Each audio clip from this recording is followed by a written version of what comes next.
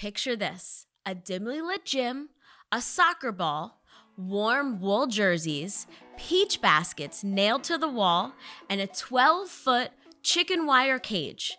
It's chaotic, it's violent, and it doesn't make a whole lot of sense in hindsight. But this is basketball.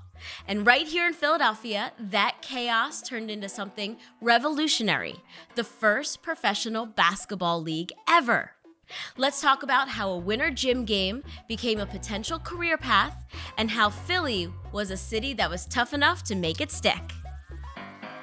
Welcome to the 52 Weeks of First podcast, brought to you by Philadelphia's Historic District and Visit Philly. I'm Marisa Magnatta from 93.3 WMMR's Preston and Steve Show. And joining me is a Philly legend in his own right, a former NBA player who starred for multiple teams before returning home as a voice of the Philadelphia 76ers. Welcome Marc Anthony Jackson, here to help us connect the game's raw beginnings with the structured, strategic sport we know today. Welcome, Marc Anthony. Thanks for having me. Looking forward to it. Yeah. So there is a lot to this game of basketball before the game of basketball that we know. And it started right here in Philadelphia as the first professional basketball league. Like we were saying, it is a cage. It is basketball nets that are actually just peach baskets. But that's kind of the iconic vision that we might see. I mean, people creating the sport before the sport was the sport. The way sports look now is not how it originally looked when they first originated. So that scene, that picture, that's something I would have never imagined. But I actually read a book a while ago that talked about the early stages of the game. So it's interesting to see that how would it look now. It couldn't, first of all, you couldn't play that way now, but it's interesting. Yeah. And then so as we look over these facts, sports editor Horace Forgel forms the National Basketball League in Philadelphia. They have 6 teams, 3 from Philly, 3 from Jersey. So that kind of feels on par for what we Pretty know. much. December 1st, 1898, the first game is played at Textile Hall in Kensington. 900 people come out and are watching this game. Yes. 900? 900 Wow, people. And that was where the cage started. It was the only way that they could protect the players from everyone rushing the court, I guess. Exactly. Probably trying to get into the game. Everybody think they can play a game when you watch it. This is Philly, of course. You know, we all think we can do everything.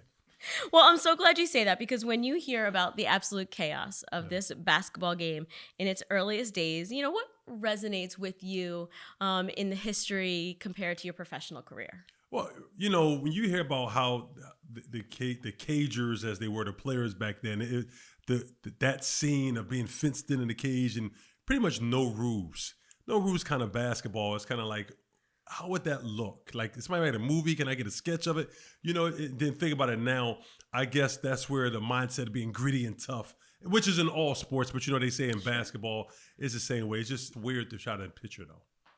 Yeah, I like that you brought up the word rules, because that has been a common theme in these 52 Weeks podcasts, in that when something starts, it has no rules. And maybe that's why the professionalism started, why it began, because somebody realized, like, hey, if we add a little structure to this, it might be better and it might be a little more fun. The structure is not bad. The only people that hate structure really are children. So with that being said, structure is a good thing. And I think everything starts off freelance, kind of like the Wild Wild West. Okay, we can see we can make some tweaks to make it more friendly for everyone.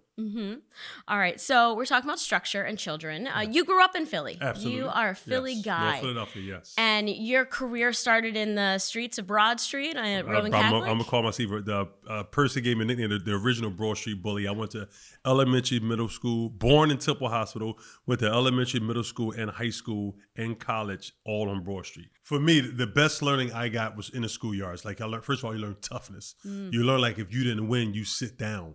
Now, I wasn't blessed with tons of athleticism. I wasn't a big jumper or high flyer. I just tough and gritty. And that was because of me growing up playing in places like 16th and Susquehanna, 10th and Girard. These are local schoolyards. 4th and Washington. I used to every day travel and play in these different schoolyards, and just playing with the older guys. I was 14, 15 years old. It just built this toughness, this hunger and desire in me. Are any of those courts still around? They all there, but they don't. Philadelphia schoolyards don't get used like they used to. Things have changed a little bit, but for me, I loved it. I tell my sons, one of the unfortunate misfortunes for you guys, y'all never get a chance to really play in the schoolyards that I grew up playing against. You learn so much from that. Maybe we change that this year. Have to. That'd be good.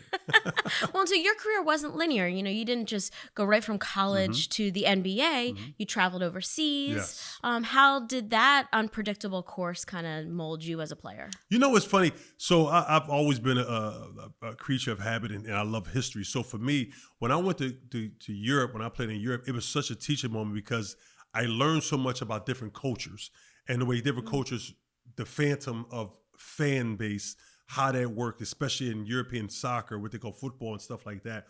So it just molded me to have a bigger appreciation. And also when it comes to the game itself, it has so much to do with learning different things in the game that we didn't teach you in the States, that you learn playing in different parts of the world. So it was fun.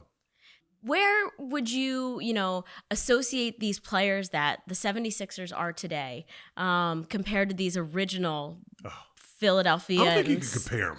I don't think you compare, I would say we. I'm not going to say that. We are so soft as players, meaning the way game used to be played. Forget back then. This is 25 years ago. Where we were soft. If I had an ankle sprain, I might got to sit out. No, back then, what? Put some Windex on it and keep going. That's the way it is. But the game is fun. They still have a love for passion for the game. I've been retired since 2010, and I still love it every day. That is so fun. That is just amazing. And I'm sorry, I'm giggling more at the sprain. I always think of the hangnail, and I like that you throw out the Windex. Paper cut. Oh, I'm done. Yeah. Can you imagine? But can you imagine just being tossed a wool jersey and a soccer ball? Oh. Hey, go play. But you know what though? But if you think about Philly fans, it's probably loved. You said 900 back then. Yes. That's a lot of people. Can you imagine? That's what Philly's about though. We're gonna bring it. We want to see that. We're gonna bring the energy. We're gonna bring the chaos as a Philadelphia fan. So I can see it being started right here because we have the best fans, whether you like them or not. We are rabid about our sports, especially about basketball. And those chicken wire caged in. I mean, was that at a basketball court first or a bar first? Exactly. Let's just take it out there and put some hoops in there. Why not? I wonder where that started. That's this funny situation. I just can't imagine that. Can you imagine that? And people get to poke at you through the cage while you playing. It was foul. I complained about a foul when I played. You was allowed to punch, elbow back then. What rules were it? Can you imagine, ref? They probably part of action. They probably was getting elbows and punches just like the players were. So I'm sure the rest bowed out of that real quick. It is Philly.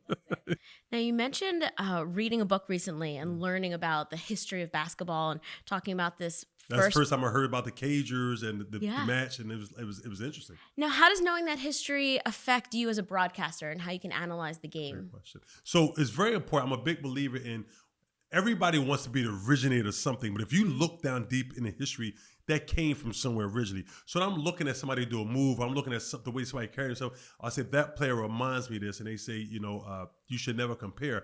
I'm not necessarily comparing. I'm just saying where they originated from, and you might have took it and made it your own. And I think that's just the game of basketball. Every player, Joel Embiid, he might be different as far as the way he plays, but his game originated from a multitude of different players put together to form who he is now. That's why knowing the game and knowing things in the past can help what comes in the future. Now we're talking about these cagers and these guys, and it seems that they probably were just getting together on the weekends or after work, after a few beers, before a few beers. Yeah, probably after. Mid-game probably beers. After. Now, but when the NBA started and this turned into a professional league where players were getting paid, how did that change the scope of the game? I don't know because I wasn't back then, but I believe when people start getting paid to do something, I think their health is more important then. When I grew up, we played a lot of outdoor football, in the streets, up and, play tackle on the concrete. But, when you start getting paid, hold on, I can't do that right now. So I think it may make you more aware of the health conscious part of you and the safety concerns. When it is your job and you're getting paid for it. And you might learn little things. How can you use to your advantage? What can you do better to make more money? I think that's a lot of people try to do. Changes from a game to the game. Yeah, just like that. Wow. Well, Marc Anthony, thank you so much for joining us on this week's 52 Weeks of First podcast. It's such a joy to have a Philadelphian in your own right joining us for the history. I appreciate being part of it. This is an honor. This is history we're speaking of. And the 52 Weeks of First is just a cool thing to put out there that people can learn as well as have some fun with it. What a great year for the country and for Philadelphia. Absolutely. Philadelphia rocks. Let's go Sixers. Absolutely.